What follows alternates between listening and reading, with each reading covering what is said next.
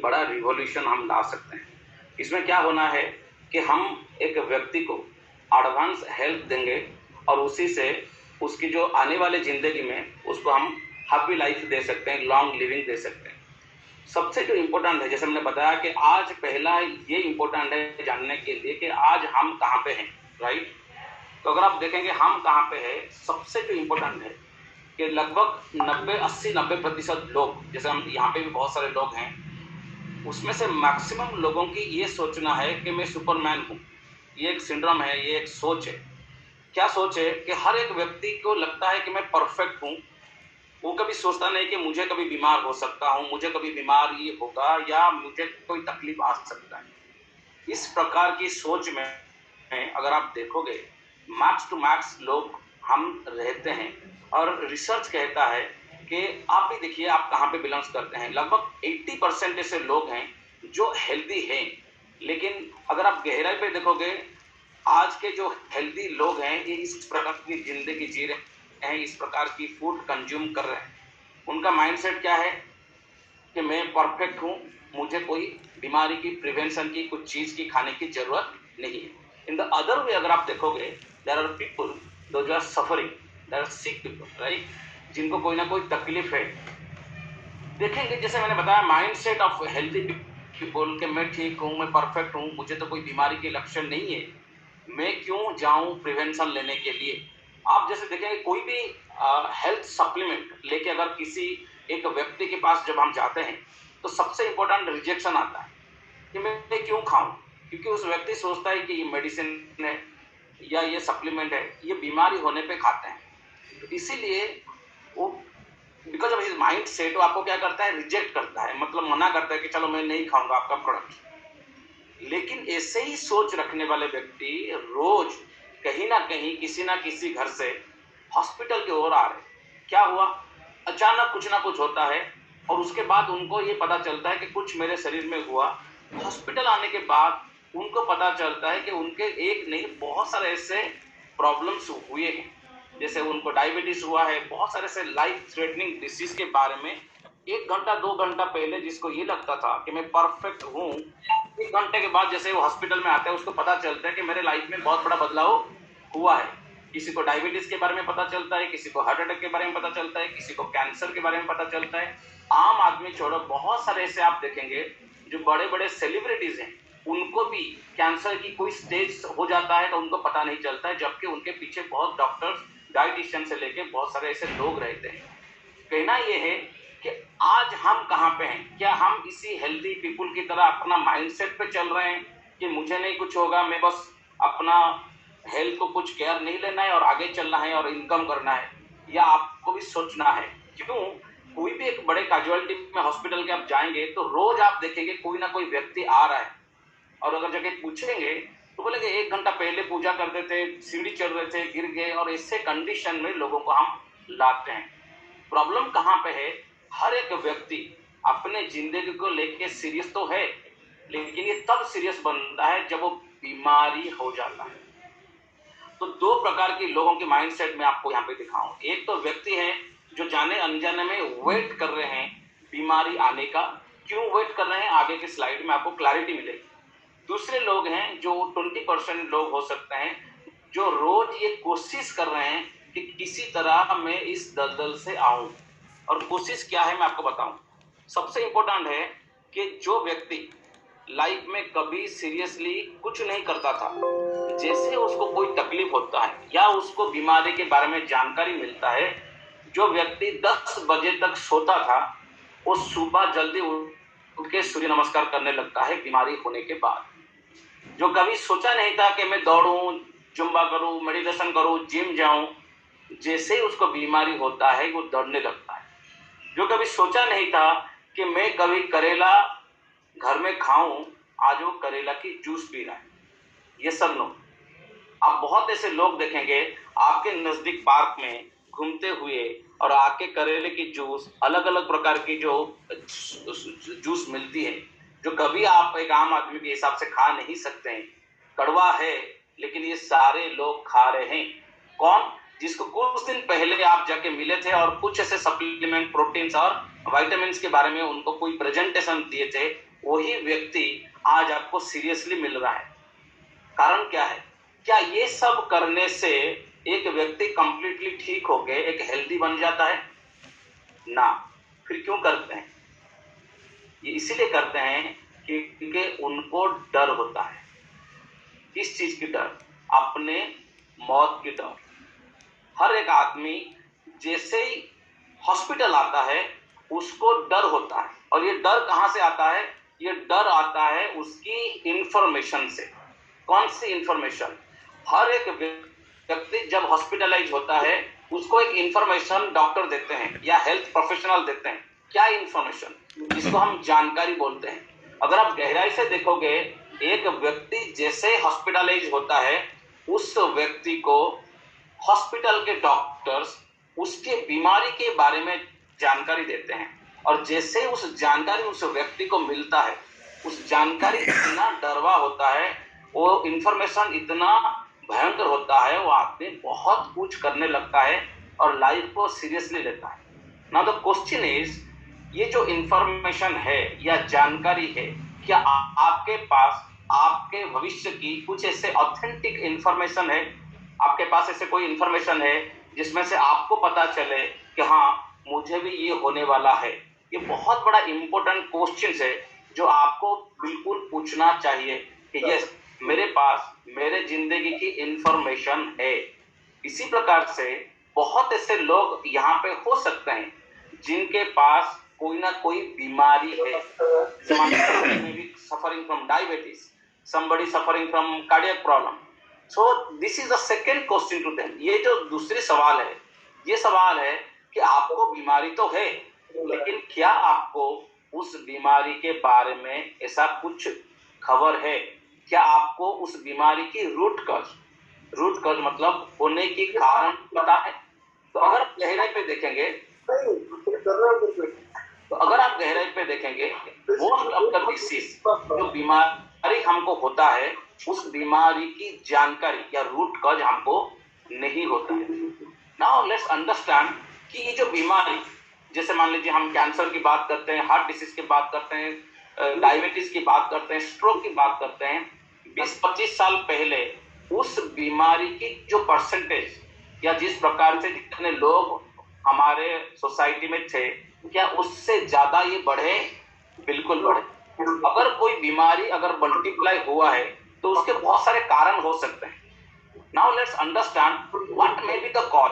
क्या हो सकता है जिससे कैंसर इतना तेजी से बढ़ रहा है, राइट? तो उस कारण को हम देखेंगे, तो अगर हम कारण को देखेंगे तो उसमें बहुत ऐसे क्वेश्चन आपको आ सकता है, जैसे आपको ये लग सकता है कि हाँ, मुझे लगता है कि ये हो सकता है कारण।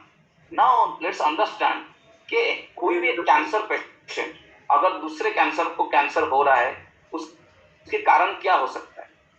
क्या एक फिजिकल रिलेशन से दूसरे एक व्यक्ति को कैंसर जा सकता है? क्या डायबिटीज जा सकता है? या स्ट्रोक जा सकता है? नहीं जा सकता।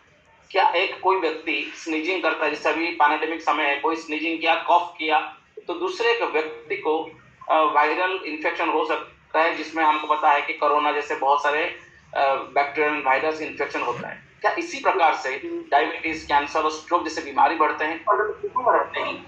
ना स्नीजिंग से, ना कफ से, ना कोई स्पेसिफिक पानी पीने से या फूड से ये बीमारी फैल रहा है। तो ये बीमारी कहाँ से आ रही है? अगर आप देखोगे, ये जितने सारे बीमारी हैं, ये कहाँ से आ रहे हैं? They are not coming from outside. ये बहुत इंपॉर्टेंट है ये आपके लिए जानने के लिए कि ये कोई भी बीमारी बाहर से नहीं आ रहा है, ये सारी बीमारी हमारे शरीर के अंदर हैं। चाहे कैंसर हो, चाहे वो डायबिटीज हो, चाहे स्ट्रोक हो, कोई बीमारी नहीं है कहाँ से आता है? आपके शरीर में है, राइट? तो अगर आपके शरीर में है तो ये कहाँ पे है? ये बहुत बड़ा क्वेश्चन है जिसको आज तक हम ढूंढ नहीं पाए, राइट? तो दोस्तों, अगर आप देखेंगे कि ये बीमारी के बारे में जो जानकारी एक व्यक्ति को मिलता है, वो कहाँ से मिलता है? ये अगर आप देखेंगे तो कभी भी छोटे छोटे सिम्टम्स आते हैं तो पहले हम जाते हैं एक डॉक्टर के पास, और डॉक्टर के पास जाने के बाद डॉक्टर हमको एडवाइस करते हैं कि किसी ना किसी प्रकार के एक डायग्नोस्टिक टेस्ट आप करो, राइट, जिसमें आप देख सकते हैं यहाँ पे एक्सरे है, अल्ट्रासाउंड है, ट्रेडमिल है, ब्लड टेस्ट है, MRI, ऐसे बहुत सारे डायग्नोस्टिक टेस्ट हैं जो हमारे डॉक्टर हमको एडवाइस करते हैं जाने के लिए। और हमारे बीमारी के बारे में जो जानकारी हमको मिलती है, नॉर्मली इस सारे टेस्ट की रिपोर्ट से हमको जानकारी मिलती है, फिर डर पैदा होता है, फिर हम एक्शन लेते हैं। बहुत ऐसे लोग हैं जो आप भी मानते होंगे कि मेरे हेल्थ के बारे में मुझे अगर कुछ जानकारी लेना है तो बीच बीच में हेल्थ चेकअप कर देना भी सही है। अगर ऐसा आपका मानना है तो ये मानना आपका गलत है। क्यों? क्योंकि हेल्थ चेकअप से आने वाले बीमारी के बारे में आपको कोई जानकारी नहीं मिलती है। जस्ट इमेजिन कीजिए, अगर किसी एक व्यक्ति के आज के डेट में अगर MRI या CT स्कैन करके हम 4 से 5 लाख रुपया खर्च करेंगे, उस व्यक्ति की 15 से 20 दिन के बाद आने वाले बीमारी को हम आइडेंटिफाई नहीं कर सकते। तो बहुत सारे जो लोगों को लगता है कि मैं 90 प्रकार की 100 प्रकार की ब्लड टेस्ट कर रहा हूँ, मैं बीच में MRI कर रहा हूँ, एक्सरे कर रहा हूँ, ये सिर्फ उसी दिन की बारे में बताते हैं। अगर उस दिन कुछ नहीं है तो आपको कुछ नहीं होगा। लेकिन ये माइंडसेट के कारण हम क्या करते हैं, हम वेट करते हैं कि कुछ हो, उसके बाद हम डायग्नोस करें। लेकिन मैं आपको बता दूं कि हर बार हर चीज जो डायग्नोस होता है उसकी गारंटी नहीं है कि वो ठीक होगा। आप समझ रहे हैं? बहुत बार हमारे जो डायग्नोस्टिक रिपोर्ट हमारे हाथ में आता है या हमारे परिवार के हाथ में आता है, तब तक बहुत लेट हो जाता है जो डायग्नोस्टिक रिपोर्ट हमारे हाथ में रहता है। अगर आप देखेंगे, जैसे जो बहुत सारे से लोग हैं जो सोचते हैं कि हेल्थ चेकअप सही है जानकारी लेने के लिए, तो मैं यहाँ पे एक एग्जांपल आपको देता हूँ। मान लीजिए एक माँ बाप दोनों को डायबिटीज है, तो संभावना बढ़ जाता है एक व्यक्ति के बच्चे को भी डायबिटीज होने के लिए। तो यहाँ पे जरूरी नहीं कि पूरे डायबिटीज की संभावना आ सकता है, डिफरेंट इमेज मैंने यहाँ पे दिया है। तो अगर आप उस माँ बाप के बच्चे हैं और आपको संभावना है डायबिटीज होने के लिए, आप क्या कर सकते हो? आपके पास सिर्फ एक चीज है कि आप बीच बीच में ब्लड टेस्ट करेंगे। और कब तक करेंगे? जब तक डायबिटीज ना हो जाए। बहुत ऐसे लोग हैं जिनको लगता है अगर मैं आज ब्लड टेस्ट कर दूं, आज अगर नॉर्मल है तो मैं परफेक्ट हूं। लेकिन जैसे मैंने बताया पिछले स्लाइड में, आपको होने की संभावना आपके बॉडी में ही है, लेकिन आपको ये सारे टेस्ट आपको जानकारी फ्यूचर का नहीं देते हैं। लेकिन आप देखिए, जैसे ही उस रिपोर्ट को लेके आप डॉक्टर के पास जाएंगे, जो पहली बार जिसमें आपके डायबिटीज के बारे में आपको पहली बार पता चला, आपके डॉक्टर आपको पूछेंगे कि क्या आपके फैमिली में किसी को डायबिटीज था? पूछते कि नहीं पूछते? अगर पूछते हैं तो क्यों? दोस्तों, यहाँ पे आप बिल्कुल जवाब देंगे कि ये हेरिडिटरी है, ये जेनेटिक्स है। तो क्या ये हेरिडिटरी है? क्या ये हेरिडिटरी डिसीज और ये जेनेटिक डिसीज जो आप जानते हुए भी जानते नहीं है, या जानते हुए भी हम उसके बारे में कभी सोचे नहीं? दोस्तों, हेरिडिटरी या जेनेटिक डिसीज ये डिसीज नहीं, ये एक प्रकार की डेटा है जो हमारे माँ बाप से हमको आता है। और ये कब आता है? जब हम पैदा होने की कोशिश में रहते हैं, माँ की गर्भ में जब हम कंसीव किए, उसी समय मेरे एंटायर जनरेशन फादर की, मेरे एंटायर जनरेशन मदर की डेटा, पूरे उनके बाप जितने लोग आप सोच सकते हैं, ये सारे लोगों की डेटा आती है। और हम बहुत बार ये सोचते हैं, अरे मेरे पापा को तो कुछ नहीं था। दोस्तों, यहाँ पे सिर्फ आपके फादर ने, आपको आज मैं बता दूं, सबसे ज्यादा DNA आप अपने माँ के लेके आते हैं, जो हम सब लेके आए हुए हैं। इसीलिए हमारे माँ के फादर की मदर के फादर भी हमसे जुड़े हुए हैं, हमारे माँ के मदर के फादर के मदर भी हमसे जुड़े हुए हैं, और हमारे फादर की जनरेशन तो सब जुड़े हुए हैं। तो इसीलिए हम कभी ये जान नहीं सकते हैं कि किससे क्या आया है, लेकिन जब हम जन्म लेते हैं, जो आना है वो आ जाता है। तो ये सबसे जो इम्पोर्टेंट चीज मैं आपको बताऊं, जो आना है हमको यहाँ से आता है। तो नाउ ये क्वेश्चन है, जैसे आप ये बच्चे को देख सकते हो कि इस बच्चे के अंदर कैंसर है, डायबिटीज है, अस्थमा है, ब्रेस्ट कैंसर है, बहुत सारे बीमारी लिखा हुआ है। क्या ये सारी बीमारी इस बच्चे को होगी? जरूरी नहीं है। ये एक प्रोबेबिलिटी है, ये संभावना है। लेकिन ये संभावना अगर हमको पता नहीं तो हमारी जिंदगी में बहुत बड़ा खतरा पैदा हो सकता है, बहुत बड़ा उछाल आ सकता है। जैसे मैंने बताऊं, मान लीजिए आपके पास डायबिटीज होने की संभावना है और आपको पता नहीं, आप जो भी कुछ कदम लेंगे डायबिटीज होने के बाद, जो मैक्सिमम लोग ले रहे हैं, लेकिन आप जस्ट इमेजिन कीजिए जितने लोगों को डायबिटीज है, उनको अगर पहले से पता होता जितना सीरियस आज है, जो भी एक्शन आज ले रहे हैं, योगा कर रहे हैं, प्राणायाम कर रहे हैं, अच्छे कुछ खा रहे हैं, क्या वो नहीं करते हैं? बिल्कुल करते हैं, क्योंकि उनके लिए तो कोई और नहीं कर रहा है, खुद कर रहे हैं। सिर्फ अगर आप देखोगे, जानकारी नहीं थी इसीलिए नहीं किए, जानकारी अगर होता तो बिल्कुल करते। और ये जानकारी आपकी हमारे एक्सरे, एमआरआई, सीटी स्कैन या ब्लड टेस्ट नहीं दे पाएंगे। क्यों? क्योंकि जैसे आप जानते हैं, एक हेल्दी बॉडी के लिए हमको क्या चाहिए? हमको चाहिए हेल्दी सिस्टम्स। हेल्दी सिस्टम चाहिए हेल्दी ऑर्गन्स, हेल्दी ऑर्गन्स के लिए चाहिए हेल्दी टिश्यू, और उसी प्रकार से हमको हेल्दी सेल्स की जरूरत है। आज तक हमको हेल्दी सेल्स तक पता है, लेकिन आज जो हम बात करेंगे दैट इज बियॉन्ड दैट, और वो है आपका जीन। सेल्स के अंदर जो न्यूक्लियस है, छोटी सी जो बिंदु है आप मान सकते हैं, उसी के अंदर हमारे फादर और मदर की पूरी कुंडली है, जिसको हम 23 पेयर ऑफ क्रोमोसोम्स के नाम पे जानते हैं, और उसी की सेक्शन को हम डीएनए, और हर एक सेगमेंट को हम जीन। और ये जीन क्या है? एक रोबोट अगर हम होते, उस रोबोट को चलाने के लिए अगर कोई सॉफ्टवेयर होता, इसी प्रकार से हमारे इंसान को, हम अभी बात कर रहे हैं, आप मेरे बात सुन रहे हैं, आप चिंतन कर रहे हैं, सब कुछ देख रहे हैं, सब कुछ हो रहा है बिकॉज ऑफ द डीएनए या जीन्स, राइट? तो इसी प्रकार से जैसे मैंने बताया, जो बच्चे के पास कैंसर से लेके जितने सारे बीमारी है, क्या उसको हो गए? संभावना तो है। ये क्या है मैं आपको बताता हूं।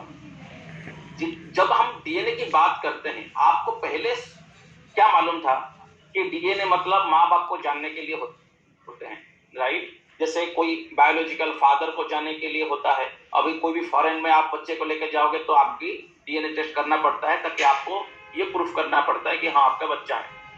नेक्स्ट डीएनए हम करते हैं फॉरेंसिक, जिसको जहाँ पे क्राइम होता है, कहीं पे मर्डर हुआ, कुछ हुआ, छोटी सी अगर नाखून, छोटी सी अगर बाल भी मिल गया, क्राइम की जो इन्वेस्टिगेशन ऑफिसर आपकी जो क्राइम करने वाले तक पहुंच सकते हैं।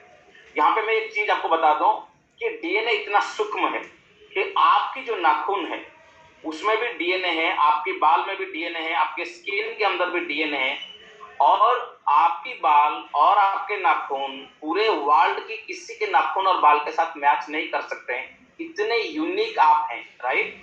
तो आज हम इसके बारे में चर्चा नहीं करते, लेकिन उसी डीएनए टेस्ट के माध्यम से आपकी फ्यूचर हेल्थ के बारे में हम जानकारी लेंगे। और ये शुरू हुआ 1989 में विद ग्रुप ऑफ साइंटिस्ट, जैसे आप देख सकते थे जो वीडियो में आपको दिखाया, जहाँ पे लंदन के जो प्राइम मिनिस्टर बता रहे हैं इस प्रोजेक्ट के बारे में, कैसे लाइफ बदलाव ला सकता है। तो जापान, चाइना, फ्रांस, जर्मनी, बहुत बड़ा एक इन्वेस्टमेंट होके इस प्रोजेक्ट लगा, लगभग 13 साल। 13 साल के बाद ये पता चला कि हमारे जो जीन है ये इस प्रकार से प्रोग्राम हुआ है, उस प्रोग्राम ऑन और ऑफ होते हैं स्विचेस की तरह। जैसे हमारे घर में बहुत सारे लाइट्स है, बहुत सारे लाइट्स की स्विचेस के माध्यम से वो ऑन और ऑफ होते हैं। अगर कोई स्विचेस बहुत सालों से यूज नहीं हुआ है तो वो ऑन नहीं हुआ होगा। इसी प्रकार हमारे जीन में कैंसर की अगर स्विचेस है तो ऑन ऑफ हो सकते हैं। ऑन अगर हो गया तो कैंसर होने की संभावना, अगर ऑफ रहे तो होने की संभावना टल सकती है। ये कैसे होता है? ये मैक्सिमम होता है आपके फूड से, जो रोज हम कंज्यूम करते हैं। जो हम फूड कंज्यूम करते हैं, चाहे वो सॉलिड, लिक्विड, किसी भी मात्रा में हो, ये किसी ना किसी प्रकार से एक सिग्नल, एनर्जी आप मान सकते हो, जो हमारे बॉडी में प्रोड्यूस करते हैं, राइट? जिसको हम विटामिन B12 बोलते हैं, कुछ ए बोलते हैं। ये सर्टेन अमाउंट ऑफ एनर्जी हमारे बॉडी में प्रोड्यूस करते हैं। इसी प्रकार ये क्या होता है, इंटरेक्ट करते हैं जीन्स में, राइट? अगर मैं एक और एग्जांपल दूं, जैसे मान लीजिए बॉर्डर में हमारे जो सैनिक रहते हैं वो माइंस बिछाते हैं मिट्टी में, ताकि बॉर्डर कोई क्रॉस करने वाले एनिमी आए तो ब्लास्ट हो जाए। क्या ये जो माइंस बिछाते हैं अपने आप ब्लास्ट होता है? नहीं। ये कब ब्लास्ट होता है? जब उसके ऊपर प्रेशर या कोई दबाव आता है। तो हमारे जो जीन्स है, हो सकता है 80-90 साल तक अगर आप जी रहे हैं, उस स्विचेस अगर ऑन नहीं हुआ है, हो सकता है आपको बीमारी ना हो, लेकिन जाने अनजाने में बहुत हम गलतियां करते हैं। क्योंकि जो माँ बाप आज हमारे साथ है या नहीं है, या उनके माँ बाप हमारे साथ है या नहीं है, लेकिन आज भी वो जिंदा है हमारे शरीर में, इसलिए शरीर हमको मिला है, राइट। तो इसीलिए कोई भी मंदिर में आप जाते हैं, गोत्र पूछते हैं, आपके माँ के बाप के नाम, उनके बाप के नाम, उनके बाप के नाम, बिकॉज ये आपके बॉडी के सब लोग एग्जिस्ट करते हैं। तो जब बात आती है फूड की, तो जो फूड वो लोग नहीं समझते थे या जो समझ नहीं पाएंगे, वो अगर हम कंज्यूम करते हैं तो बॉडी उसको समझ ना पाने के कारण रिएक्ट करता है, जिसमें एक बीमारी की रूप लेती है। जैसे मान लीजिए कि मैं बताऊं, ऑलिव ऑयल, ये एक बहुत बड़ा ट्रेंड है, हमारे गांव से लेकर शहर में टीवी में एडवर्टाइज देख रहे हैं। हमारे माँ बाप को ऑलिव ऑयल नहीं पता था, तो ये छोटी सी जो ऑलिव ऑयल इतना बड़ा ब्रांडिंग हो रहा है कि ये हार्ट के लिए सही है, हो सके हमारे माँ बाप उसको ना समझने के कारण, हमारे डीएनए, हमारे सॉफ्टवेयर उसको ना समझने के कारण, यही हमारे हार्ट अटैक के कारण हो सकता है, क्योंकि ये किसी और की देश की प्रोडक्ट है, हमारे लिए नहीं है। ये एग्जाम्पल है, मैं आपको देता हूँ। इसी प्रकार जैसे मान लीजिए एक ब्रोकली है जो ये आपके सामने है, ये मान लीजिए किसी के कैंसर जीन है, हो सकता है ये प्रोडक्ट या फूड अगर आप कंज्यूम कर रहे हैं तो ये कैंसर जीन को ऑन होने में मदद नहीं करता है, मतलब ये ऑन ऑफ ही रखता है, उस मतलब आपको कैंसर होने की संभावना कम हो जाती है। लेकिन उसी प्रकार से अगर किसी के पास कैंसर जीन है, ज्यादा तले हुए प्रोडक्ट्स, तंबाकू, स्मोकिंग, इससे बहुत सारे चीज उस जीन को ऑन कर सकते हैं, जहां पे कैंसर होने की संभावना बढ़ जाती है। इसी प्रकार से रेस्वेट्रोल है, और एक जो आप जानते हैं बहुत सारे सप्लीमेंट जो बिजनेस में है, इसीलिए आपको बता रहा हूं कि रेस्वेट्रोल अगर है तो ये भी कैंसर जीन को ऑन और ऑफ कर सकता है।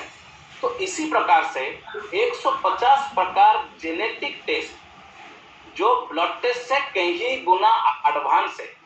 कोई मान लीजिए आप जाते हैं कोई भी कंपनी में, आप 100 की प्रकार से 200 प्रकार के ब्लड टेस्ट करते हैं।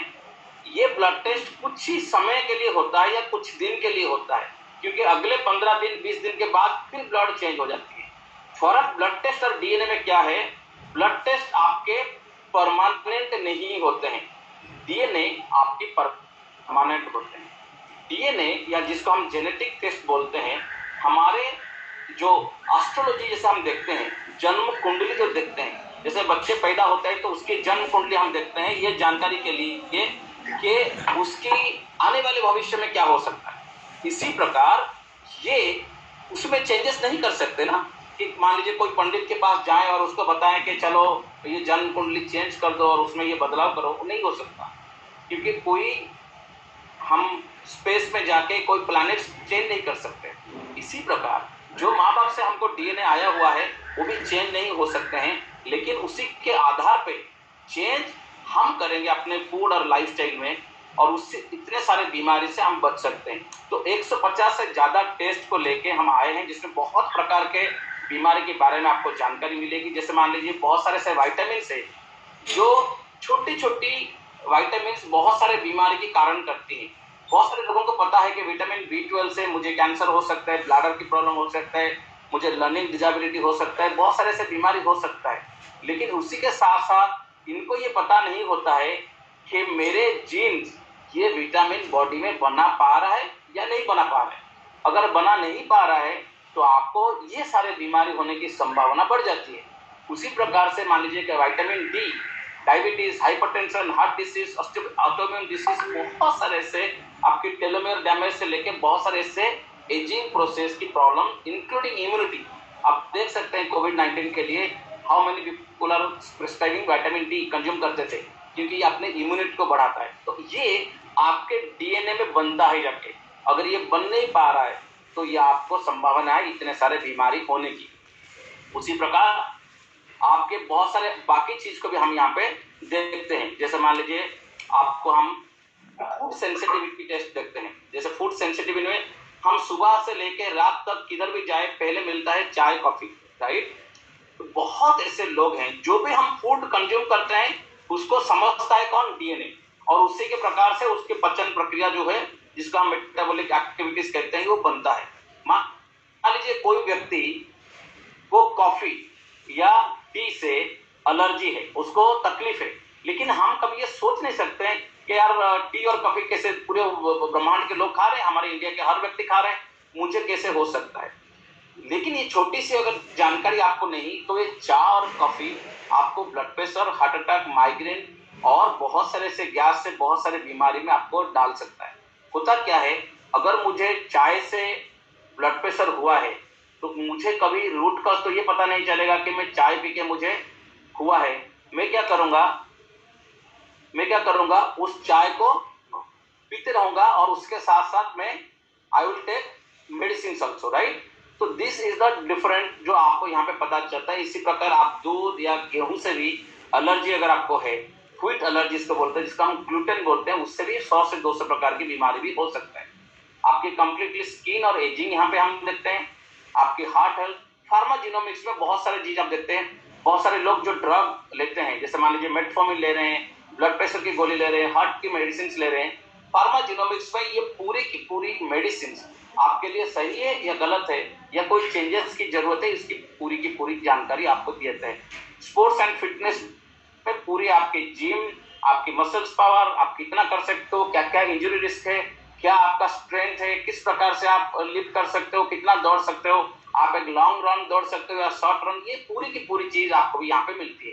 आपकी किडनी हेल्थ, आई हेल्थ, डिटॉक्स जो सबसे इंपॉर्टेंट होता है, डिटॉक्स ना होने के कारण बहुत बीमारी जैसे आपको पता है, और इसी प्रकार से डायबिटीज की हेल्थ, वेट मैनेजमेंट जो सबसे बड़ा एक आप लोग उसके फायदा ले सकते हैं। और उसी के साथ साथ 38 ऑटो इम्यून डिसीज की भी हम जेनेटिक टेस्ट करते हैं। ये होता कैसा है दोस्तों, जो बॉक्स लिखा था जिसमें एटॉमी लिखा था, इसको हम बोलते हैं DNA sample collection kit, right. होता क्या है, जो भी आपको आज इनवाइट किए हैं आप उनके साथ कंसल्ट कीजिए। यस, आप थोड़ा स्टॉप करिए स्क्रीन शेयरिंग को, फिर दोबारा स्क्रीन शेयर करिए। ओके, दोबारा करिए। ओके, व्यू वो जो स्क्रीन शेयर जो ऊपर है ना, एक व्यू ऑप्शन पे जाइए। ओके, वहाँ पे एनिमेशन को डिसेबल करिए। दोबारा कर रहा है, आप एनिमेशन को पहले डिसेबल करिए, फिर उसके बाद आप स्क्रीन शेयर करके ऐसे कर दीजिए कि कुछ करना है।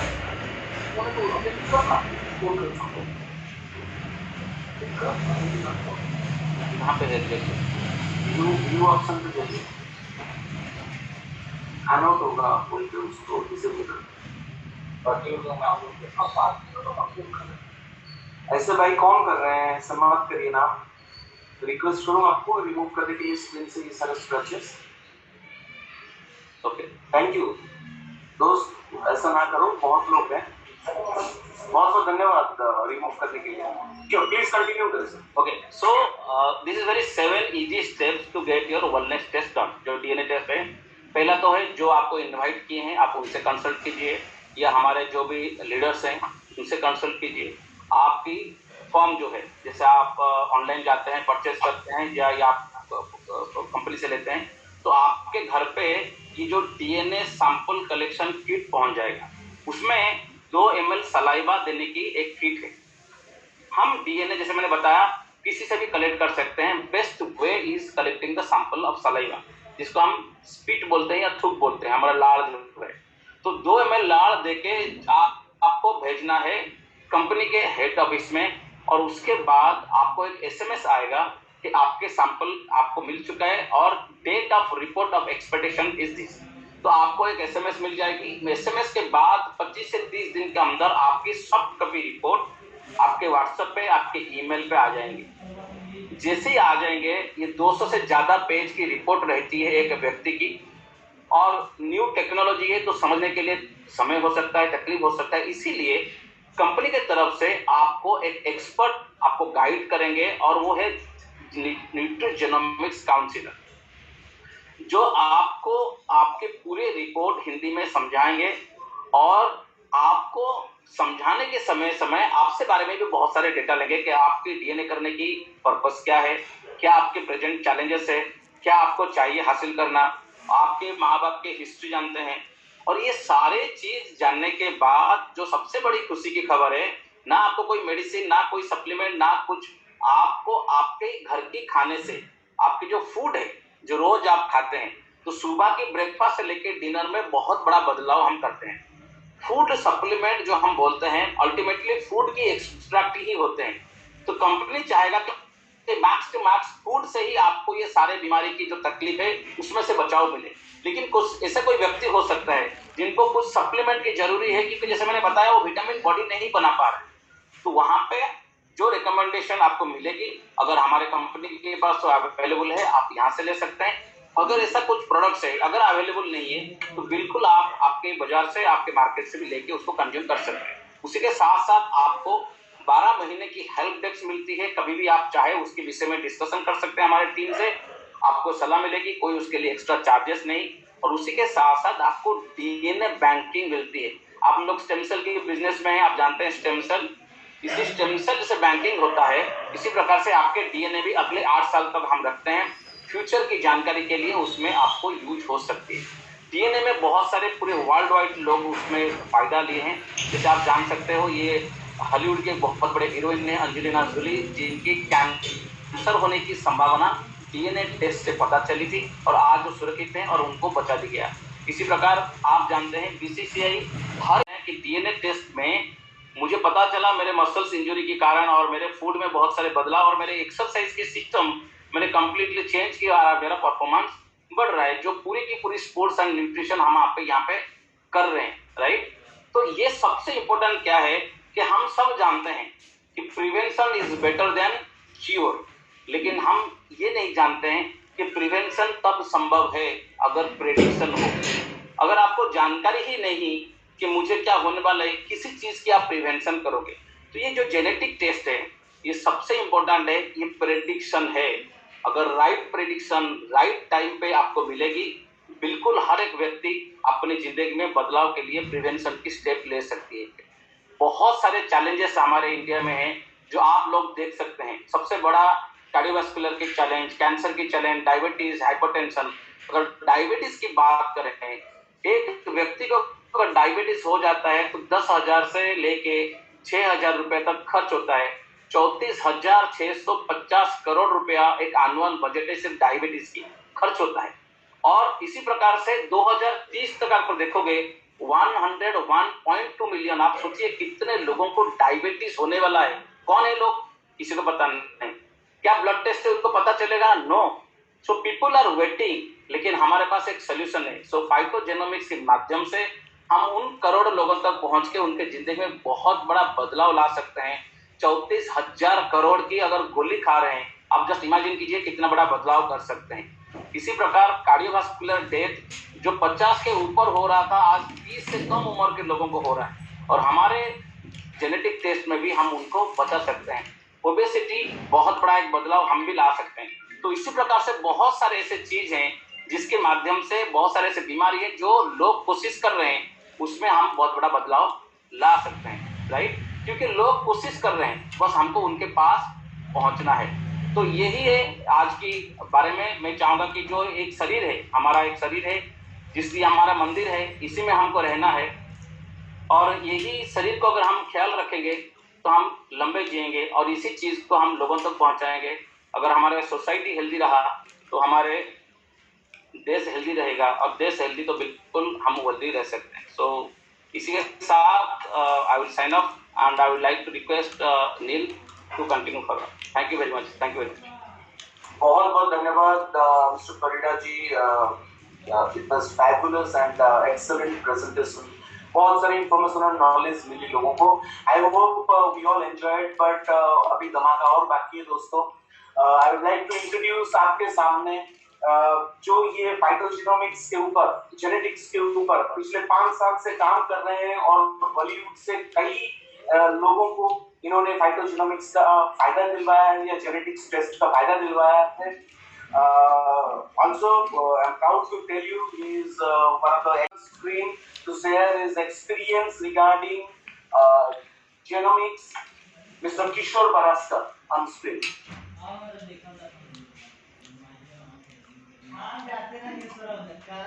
नमस्कार।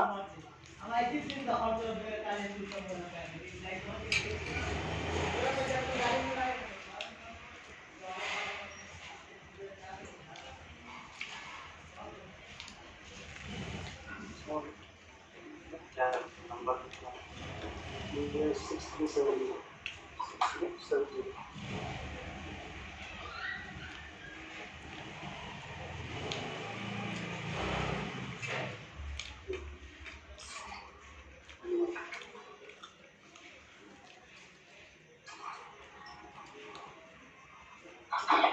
नमस्ते दोस्तों, और मैं शुक्रिया कहता हूं हमारे डॉक्टर परिड़ा जी को, जिन्होंने बहुत बेहतरीन तरीके से ये जर्नलिस्ट के बारे में जानकारी दी। दोस्तों, मैं अपना एक्सपीरियंस शेयर करना चाहता हूं, क्योंकि मैंने जब पहली बार इसे सुना, जैसे आप पहली बार सुन रहे हो, तब एज अ कस्टमर या एज अ नॉर्मल पर्सन मेरे दिमाग में क्या चल रहा था और बाद में मेरा क्या एक्सपीरियंस हुआ, वो मैं आपको शेयर करना चाहता हूँ। जब मैंने सुना जर्नलिस्ट का पूरा, उस वक्त मेरे 3-4 चैलेंजेस थे मेरे लाइफ में, मेरे हेल्थ से। पहला ये था कि मैं बहुत मोटा हो चुका था, और मोटापन के कारण जल्दी थोड़ा थकना, पैरों को घुटने में थोड़ा सा प्रेशर आना, मतलब मैं सीढ़ी नहीं चढ़ पा रहा था फास्ट, वो तकलीफ थी ओबेसिटी के कारण। दूसरा मेरे चैलेंज ये था, मेरे मसल में ना इंजरीज होती थी, हाथ दर्द करने लगता था, वो मेरा सेकंड चैलेंज था। तीसरा था, मेरे आंखों के नीचे इधर बहुत सारा काला हो गया था, बहुत काला। और चौथा, मेरा ब्लड प्रेशर हाई हो गया था, और एसिडिटी और कॉन्स्टिपेशन गैस भी थोड़ा चैलेंज मुझे थे। अब हो क्या रहा था, वजन कम करने के लिए मैं जिम जा रहा था, पर्सनल ट्रेनर लगाया था, उसको 3,000 एक्स्ट्रा दे रहा था मंथली, मतलब टोटल 60 से 70 हजार रुपया